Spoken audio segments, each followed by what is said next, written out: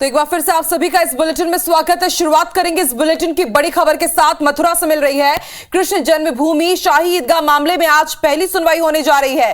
Civil जज senior division की अदालत में दलील रखी जाएगी। करीब 14 एकड़ भूमि को अतिक्रमण मुक्त कराने के लिए सुनवाई होगी। कृष्ण जन्मभूमि के ऊपर बनी शाही ईदगाह मस्जिद को हटाने की इस याचिका के जरिए मांग की गई है और आज से पहली सुनवाई की शुरुआत होने जा रही है। तो इस वक्त की बड़ी खबर, कृष्ण जन्मभूमि शाही ईदगाह मामले में आज पहली सुनवाई होगी। आपको बता दें कुछ दिन पहले ही याचिका को सुनवाई के लिए मंजूर किया गया था और सिविल सूट के तहत भी इसकी सुनवाई की तैयारी की जा रही है। करीब 14 एकड़ भूमि को अतिक्रमण मुक्त कराने के लिए सुनवाई होगी और आज से इसका आगाज होने जा रहा है।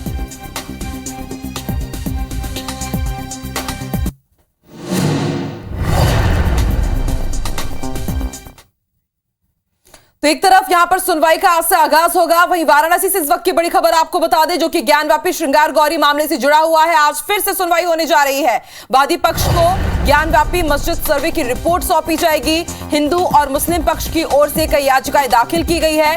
पहले किस मामले में सुनवाई होगी, इसकी सुनवाई आज वाराणसी जिला जज के दोनों पक्षों से आपत्तियां मांगी गई है। आज से एक हफ्ते के अंदर ही जितनी भी आपत्तियां हैं वो दर्ज करानी होंगी। तो इस वक्त की बड़ी खबर हम आपको बता रहे हैं, आज फिर से सुनवाई होगी। लगातार हम देख रहे हैं कि इस मामले में एक के बाद एक सुनवाई हो रही है। वादी पक्ष को आज ज्ञानव्यापी मस्जिद सर्वे की रिपोर्ट सौंपी जाएगी और माना जा रहा है कि इस रिपोर्ट के बाद कई तथ्य सामने आएंगे। हिंदू और मुस्लिम पक्ष की अगर बात की जाए तो दोनों ही पक्ष की तरफ से कई याचिकाएं दायर की गई है और इसकी सुनवाई आज वाराणसी जिला जज में दोनों पक्षों की तरफ से जो जज हैं उन्होंने आपत्तियां मंगवाई है। आज से एक हफ्ते के अंदर दोनों ही पक्षों को दावा आपत्ति दर्ज करानी होंगी।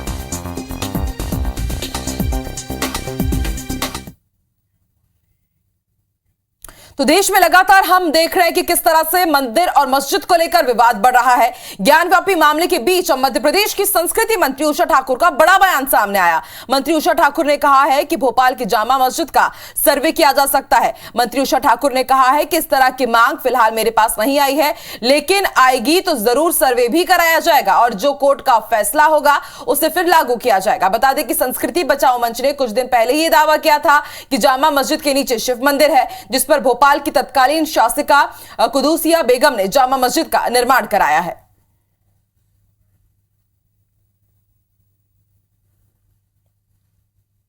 देखिए, ये देश लोकतांत्रिक पद्धति से चलता है।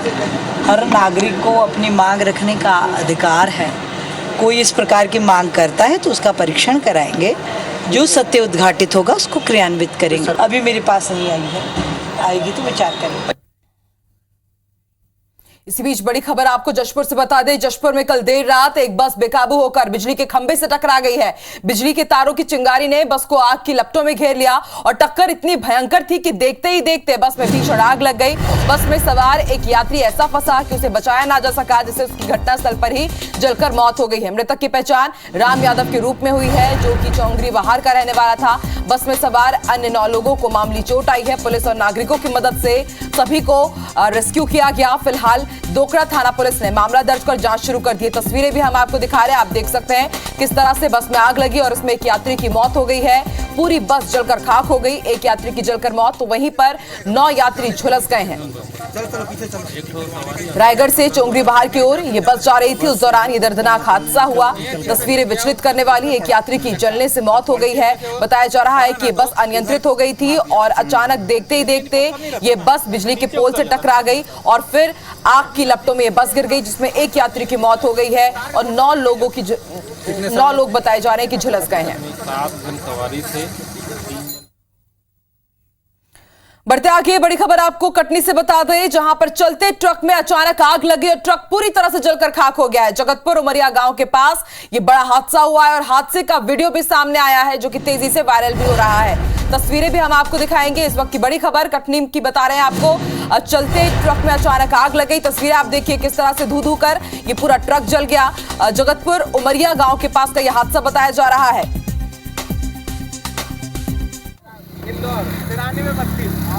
जिस वक्त की बड़ी खबर कटनी से, ट्रक में आग लगी।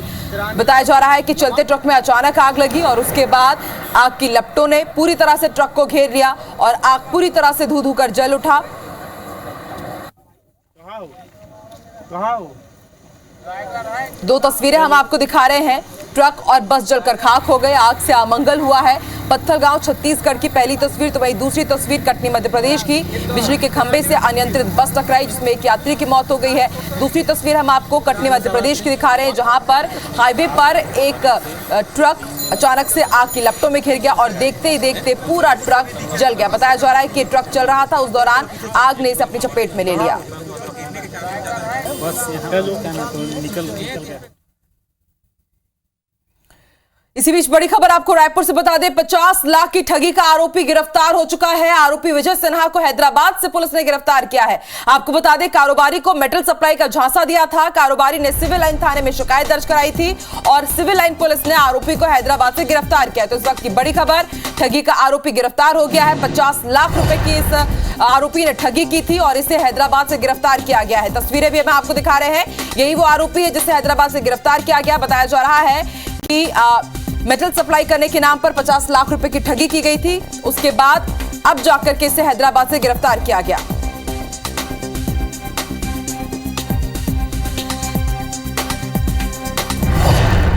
और ज्यादा जानकारी के लिए सीधे रुख कर लेते हैं रायपुर का। बात करेंगे हमारे सहयोगी तहसीन से। तहसीन, 50 लाख रुपए की ठगी का जो आरोपी है उसे हैदराबाद से गिरफ्तार किया गया।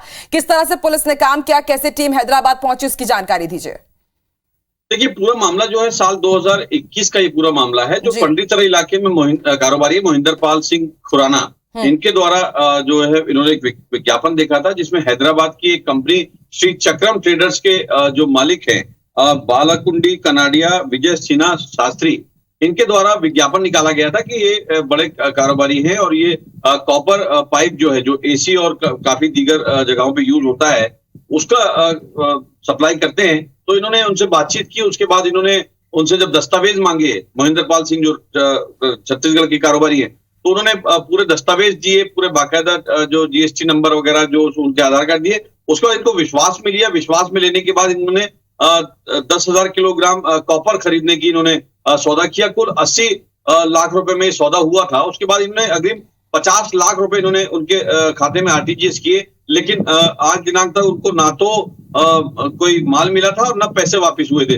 उसके बाद जब पुलिस की टीमें वहां 2 बार गई, उसके बाद ये वहां से इस तरीके का कोई भी जो ट्रेडिंग कंपनी थी वो वहां नहीं मिली। उसके बाद जब पुलिस ने को एक बार फिर सूचना हुई कि ये वहां पे हैं हैदराबाद में, तो उसके बाद पुलिस ने दबिश दी। दबिश देने के बाद ये विजय सिन्हा को वहां से गिरफ्तार किया है और ट्रांजिट रिमांड पे रायपुर लेके आई है। और इनसे ये बात सामने आई है उनसे पूछताछ में कि इनके द्वारा देश के कई अन्य राज्यों के कई बड़े कारोबारियों से करोड़ों रुपए इन्होंने इस तरीके से ठगे हैं और अभी उनसे पूछताछ की जा रही है। और उसके अलावा बाकी जो दीगर राज्यों में से बात सामने आई है कि इन्होंने किन किन को ठगा है, वहां के राज्यों की पुलिस को इत्तला कर दी गई है और वहां की जो पुलिस है इनके आके पूछताछ कर सकती है। लेकिन ये निश्चित तौर पर बड़ी सफलता इसको कह सकते हैं सिविल लाइन थाना पुलिस की कि एक अंतर्राज्यीय शातिर ठग को इन्होंने गिरफ्तार कर रायपुर लाए। जी शुक्रिया तहसीन पूरी जानकारी देने के लिए। चलिए बढ़ते आगे, रुकेंगे कुछ दूसरी खबरों का। बड़ी खबर आपको इंदौर से बताते हैं, जहां पर युवतियों के बीच जोरदार मारपीट हुई है और युवतियों का ये मारपीट का वीडियो सामने आया है राजबाड़ा में। बताया जा रहा है कि खरीदारी के दौरान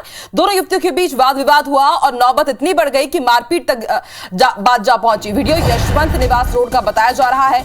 सराफा थाना क्षेत्र का ये पूरा मामला है। पुलिस ने दोनों पक्षों को थाना बुलाया। मारपीट का वीडियो सोशल मीडिया में तेजी से वायरल हो रहा है। तस्वीरें भी हम आपको दिखा रहे हैं, आप देख सकते हैं किस तरह से इंदौर के राजबाड़ा का ये वीडियो तेजी से वायरल हो रहा है। युवतियों के बीच जमकर मारपीट हुई है और अब ये वीडियो तेजी से सोशल मीडिया पर वायरल हो रहा है। बताया जा रहा है कि खरीदारी के दौरान युवतियों के बीच वाद विवाद हुआ और उसके बाद नौबत इतनी बढ़ गई कि मारपीट तक मामला जा पहुंचा। वीडियो यशवंत निवास रोड का बताया जा रहा है। सराफा थाना क्षेत्र का ये मामला है। पुलिस ने दोनों ही पक्षों को थाना बुलाया है और अब आगे की कार्रवाई की जाएगी।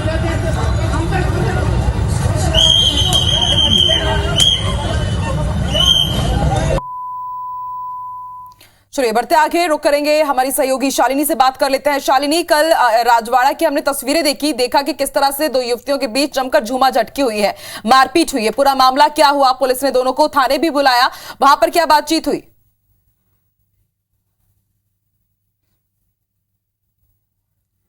आकांक्षा, ये जो वीडियो है ये राजवाड़े का बताया जा रहा है। ये दोनों जो युवतियां हैं ये शॉपिंग करने के लिए अपने अपने साथियों के साथ पहुंची थी और इसके पहले भी इन लोगों का आपसी मनमुटाव था, जिसके चलते विवाद जो है वो बाजार में देखने को मिला।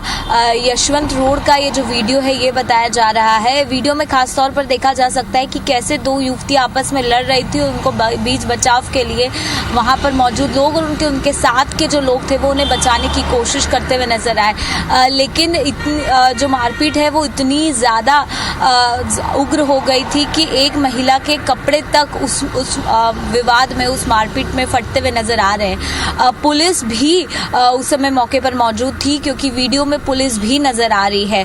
हालांकि इस पूरे मामले को लेकर सराफा थाना क्षेत्र के अंतर्गत की एक कार्रवाई है।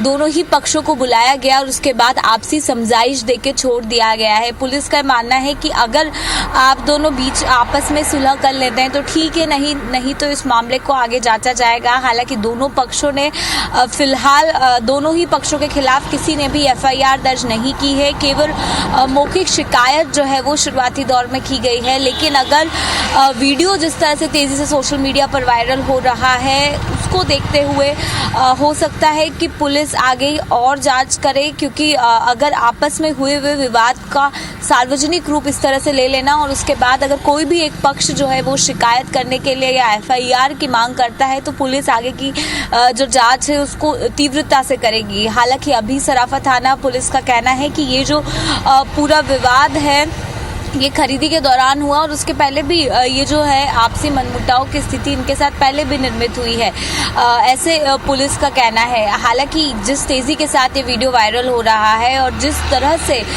ये जो वीडियो में साफ तौर पर नजर आ रहा है कि युवतियां किस तरह से एक दूसरे को मार रही हैं और कपड़े तक फट जा रहे हैं इस वीडियो को, उसके बाद सोशल मीडिया पे काफी तेजी से वायरल हो रहा है। अब देखना होगा कि कोई भी एक पक्ष क्या है इस पर एफआईआर दर्ज करने के लिए थाने पहुंचता है, उसके बाद ही जो पुलिस है वो आगे की कार्रवाई को अंजाम देगी। आकांक्षा, शुक्रिया अपनी जानकारी के लिए शालिनी। तो हमारी सहयोगी शालिनी जानकारी दे रही थी कि किस तरह से इंदौर में मारपीट की घटना सामने आई। कल हमने आपको रायपुर की भी तस्वीरें दिखाई थी कि किस तरह से सुभाष नगर स्टेडियम में दो युवतियों के बीच जमकर मारपीट हुई। और अब एक और बड़ी खबर रीवा से भी हम आपको ऐसी ही एक जुड़ी खबर बता दें। रीवा में भी मारपीट की दो तस्वीरें दिखी। पहली तस्वीर मनगवा थाना क्षेत्र की है, जहां जमीनी विवाद को लेकर दो परिवारों में खूनी संघर्ष छिड़ गया। दोनों पक्ष के लोगों ने एक दूसरे पर बीच सड़क पर ही लाठी और डंडे की बरसात कर दी। किसी ने भी बीच बचाव करने की हिम्मत नहीं की। बाद में पुलिस ने मौके पर पहुंचकर दोनों पक्षों को समझाइश दी। मारपीट का ये वीडियो सोशल मीडिया पर वायरल हो रहा है। दूसरी तस्वीर विश्वविद्यालय थाना क्षेत्र के नीम चौराहे के पास की है। यहां कुछ सब्जी व्यापारियों ने मिलकर दूसरे सब्जी व्यापारी के साथ जमकर मारपीट की। स्थानीय लोगों ने बीच बचाव की कोशिश की, लेकिन उसके बाद भी मारपीट नहीं थमी। बाद में पुलिस ने लोगों को शांत किया। बताया जा रहा है कि मारपीट करने वाले लोग व्यापारी के कम रेट पर सब्जी बेचने से नाराज थे।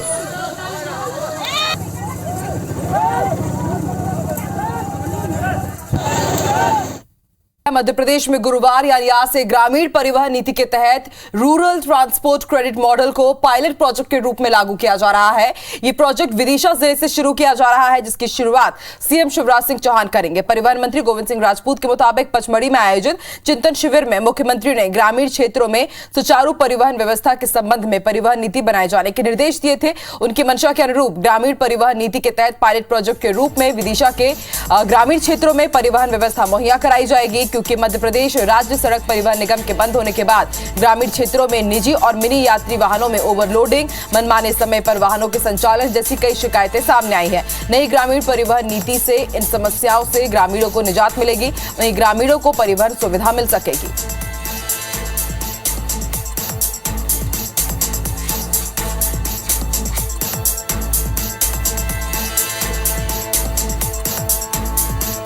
तो विदिशा से आज एक खास पायलट प्रोजेक्ट की शुरुआत होने जा रही है। ग्रामीण परिवहन नीति की शुरुआत हो रही है और निश्चित तौर पर इस नीति के बाद जो ग्रामीण क्षेत्र के लोग हैं उनको बहुत ज्यादा सुविधा मिलेगी, क्योंकि अक्सर हम देखते हैं कि जब से मध्य प्रदेश परिवहन निगम की बसेस बंद हुई है उसके बाद लगातार ग्रामीण क्षेत्र के लोगों को बसों की समस्या से जूझना पड़ता है।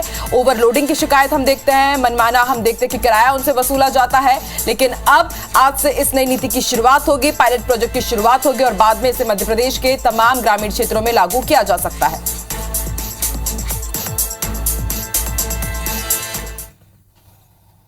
विदिशा के एक गांव काकपुर से हम लोग पूरे मध्य प्रदेश में ग्रामीण परिवहन सेवा को एक पायलट प्रोजेक्ट के रूप में शुरू करने जा रहे हैं। इससे हर गांव में बसें चलेंगी। अब बात करेंगे अंबिकापुर के। अंबिकापुर के दौरे पर आए भाजपा के प्रदेश अध्यक्ष श्रीदेव साय ने छत्तीसगढ़ समेत सरगुजा संभाग में दिनों दिन बढ़ते हाथियों के उत्पात को लेकर चिंता जताई है। साथ ही हाथियों की लगातार मौतें और हाथियों की मौत के बाद उनके दांत गायब होने को लेकर भी उन्होंने कहा है कि जंगल में माफिया हावी हो रहे हैं। उन्होंने कहा कि जब भाजपा की सरकार थी तो लेमरू प्रोजेक्ट की वजह से सब ठीक था, लेकिन अब प्रदेश की सरकार हाथियों के और हाथी माफिया के आतंक को रोक नहीं पा रही है। हम लोग जब सरकार में थे यहाँ पर, उस समय लेमरू प्रोजेक्ट का मतलब प्रावधान था, उसको इस प्रदेश शासन को आगे बढ़ाना चाहिए। कांग्रेस सरकार में पूरा माफिया राज हावी है, चाहे वो रेत माफिया हो, भूमि माफिया हो, कोयला माफिया हो, जंगल माफिया हो, चाहे हाथी माफिया हो, जिनको सिर्फ पैसा ही पैसा दिखता है, पैसा चाहिए लोगों को। कांग्रेस और बीजेपी ओबीसी आरक्षण का क्रेडिट लेने में कोई कोर कसर नहीं छोड़ रही है। दोनों एक दूसरे को ओबीसी समुदाय का दुश्मन और खुद को सबसे बड़ा हितैषी साबित करने की होड़ में लगे हुए हैं। ऐसा हम क्यों कह रहे हैं, देखिए इस रिपोर्ट में। निकाय और पंचायत चुनाव के लिए भोपाल, जबलपुर, इंदौर, ग्वालियर में आरक्षण की तस्वीर साफ हो गई है। प्रशासन ने सुप्रीम कोर्ट के आदेशों को ध्यान में रखते हुए सूची तैयार की है। इसमें इस बात का ध्यान रखा गया है कि कुल आरक्षण 50% के ऊपर न होने पाए। हालांकि बीजेपी और कांग्रेस आरक्षण की तस्वीर साफ होने से पहले ही 23 के सेमीफाइनल में अपनी ताकत का आकलन करने में जुट गई है। बीजेपी और कांग्रेस दोनों पंचायत और निकाय चुनाव को 2023 में होने वाले विधानसभा चुनाव को लिटमस टेस्ट के तौर पर देख रहे हैं। सत्तारूढ़ बीजेपी ने चुनाव संचालन और चुनाव प्रबंधन समिति की बैठक कर चुनावी तैयारी शुरू कर दी है। हम तो सदैव जीवंत संगठन के भांति चुनाव के लिए तैयार हैं। अब हम चुनाव लड़ेंगे अपनी वादों को पूरा करने के रिपोर्ट कार्ड को लेकर, और कांग्रेसी आपस में लड़ेंगे, ये दोनों में अंतर है। दूसरी ओर निकाय और पंचायत चुनाव को सत्ता का सेमीफाइनल मानते हुए कांग्रेस हर हाल में जीत तय करने की रणनीति बनाने में जुट गई है। महज 15 महीने में प्रदेश की सत्ता गंवाने वाली कांग्रेस के लिए ये चुनाव किसी अग्नि परीक्षा से कम नहीं है। कांग्रेस अधिक से अधिक निकाय और जिला पंचायतों पर कब्जा कर विधानसभा चुनाव के पहले बीजेपी के सामने सत्ता विरोधी लहर का मुद्दा गरमाना चाहती है, ताकि 23 के चुनाव में उसे मनोवैज्ञानिक बढ़त मिल सके। नगरपालिका, नगर निगम और पंचायत चुनाव में प्रत्याशी चयन के लिए स्थानीय संगठन को जिम्मेदारी दे दी गई है। निश्चित रूप से बहुत गलत प्रक्रिया का पालन किया गया है। ओबीसी वर्ग के साथ भारतीय जनता पार्टी की सरकार ने सोची समझी योजना के तहत धोखा किया है। हम तो मांग ही कर रहे थे चुनाव कराएं, और चूंकि अब सरकार चाहती नहीं थी चुनाव कराना, तमाम पेज तमाम हथकंडे अपनाए गए। अब चूंकि सुप्रीम कोर्ट के निर्देश के बाद चुनाव का रास्ता साफ हो गया, हमारी तैयारी, हमने इसको लेकर प्रभारी बना दिए, पर्यवेक्षक बनाने, सर्वे का काम जारी। जैसी प्रक्रिया प्रारंभ होगी हमारे उम्मीदवार भी हम घोषित कर देंगे। पूरी तैयारी है हमारी। प्रदेश के 407 नगरीय निकाय, जिसमें 16 नगर निगम, 99 नगर पालिका और 292 नगर परिषद में चुनाव होने हैं। वहीं 23,000 से अधिक ग्राम पंचायत, 313 जनपद और 52 जिला पंचायत में चुनाव होने हैं। राज्य निर्वाचन आयोग चुनावी अधिसूचना किसी भी वक्त जारी कर सकता है। हालांकि महापौर और अध्यक्षों के चुनाव प्रत्यक्ष होंगे या अप्रत्यक्ष, इस पर अभी भी सस्पेंस बना हुआ है। विवेक पटैया, IBC 24, भोपाल। तो मध्य प्रदेश में ओबीसी वर्ग किसका साथ देगा, ये अब बहुत ही जल्द तय हो जाएगा। फिलहाल बढ़ते हैं आगे, बड़ी खबर आपको भोपाल से बता दें। केन बेतवा लिंक परियोजना में तेजी देखी जा रही है। मध्य प्रदेश सरकार ने इसके लिए अधिसूचना जारी कर दी है। 21 गांव का विस्थापन होगा और इसके लिए सर्वे की शुरुआत हो चुकी है। पन्ना के साथ छतरपुर के 14 गांव का विस्थापन किया जाएगा और पन्ना टाइगर रिजर्व भी इसके बाद प्रभावित होगा। दूसरे स्थान पर कोर एरिया का विस्तार किया जाएगा। तो इस वक्त की बड़ी खबर, एमपी सरकार ने केन बेतवा लिंक परियोजना को लेकर के अब अधिसूचना जारी कर दी। आपको बता दें, केंद्र सरकार के साथ ही शिवराज सरकार की महत्वाकांक्षी योजना है और अब इस योजना के तहत 21 गांव का विस्थापन किया जाएगा और इस विस्थापन में पन्ना टाइगर रिजर्व भी प्रभावित होगा। कोर एरिया का अब दूसरे क्षेत्र में विस्तार किया जाएगा। छतरपुर और पन्ना के कुछ गांव विस्थापित किए जाएंगे।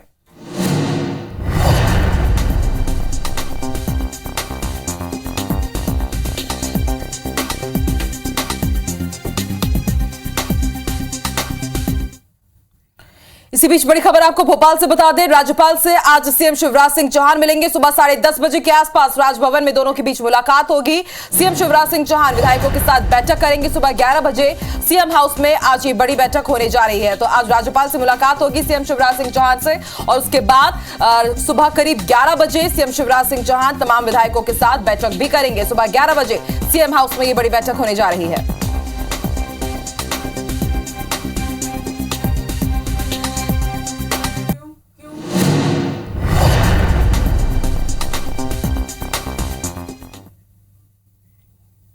और इसी के साथ इस बुलेटिन में फिलहाल इतना ही। देश दुनिया की तमाम बड़ी खबरों के लिए आप IBC प्री रिपोर्ट देखते रहिए और आगे देखिए छत्तीसगढ़ी भाषा का खास बुलेटिन हमर बानी हमर गोद। मेरी सहयोगी रचना के साथ।